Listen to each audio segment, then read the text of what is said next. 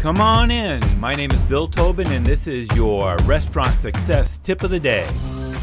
In case you haven't already heard, today is the day that the portal for the Restaurant Revitalization Fund, being administered by the Small Business Administration, the portal opens today for registration. This morning at 9 a.m. Eastern Time, Friday, April 30th, restaurants are allowed to register on the portal in anticipation of filling out applications, which will be accepted starting 12 noon Eastern Time on Monday, May 3rd. So if you haven't already done it, or if it's past 9 a.m. Eastern Time on Friday, April 3rd, then go register your restaurant so that you can fill out an application. That portal can be found at https://restaurants.sba.gov. Again, it's restaurants.sba.gov. Now go make it happen.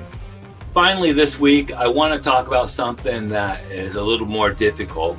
After a year of COVID and getting through maybe the hardest times that you've ever seen in your restaurant, you probably think that your restaurant can survive anything.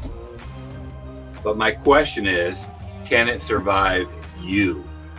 Now, you can take that a couple ways. I can say, you're doing a great job, you're running your restaurant.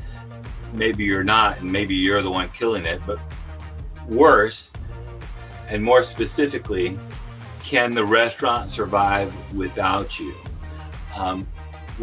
When we started out as entrepreneurs opening our restaurants, of course, we wore lots of hats and did a little bit of everything. But as you bring staff on, you're teaching them and you're delegating things to them. In an ideal world, you're teaching them to do everything so that you can do the work on improving the business. More importantly, and God forbid, if you get sick or something happens to you, you need to teach people how to run the restaurant if you're not there. And I hope that you're saying yes. I know that if you're not there, not everything's going to be perfect, and we know that not everything would fall completely into place if, God forbid, you got sick or you were in a car accident or whatever. But hopefully you've taught people enough so that the pieces would fall together. But if you're saying no and you haven't taught them that, and the restaurant will not survive without you, then you're doing a disservice to your staff and to your guests, and you're doing a disservice to yourself. If your restaurant is so dependent on you that they will be out of a job if you don't show up, then what you are saying is that you don't care about them.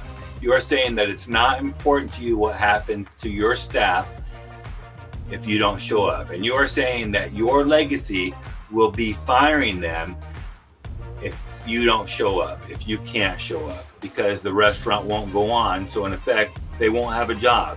And is that what you want? Ideally, you've already trained key people in running the restaurant, and you've taught them your values and your standards. Ideally, you take a week or two off with confidence that they are taking care of everything that they need to take care of so that the restaurant will run without you. And ideally, if for whatever reason you stop showing up in the restaurant, you have trained people to step up and make sure that the show goes on. You owe it to them, you owe it to your family, and you owe it to your legacy. So your task for today, make sure that there are people in place to take care of you if you don't show up in the restaurant. Now go make it happen. Do you have a comment or a tip for restaurant leaders? Text me at 808-201-0550 or find me at restaurantleadership365.com. This is Bill Tobin. Thanks for coming in. See you tomorrow.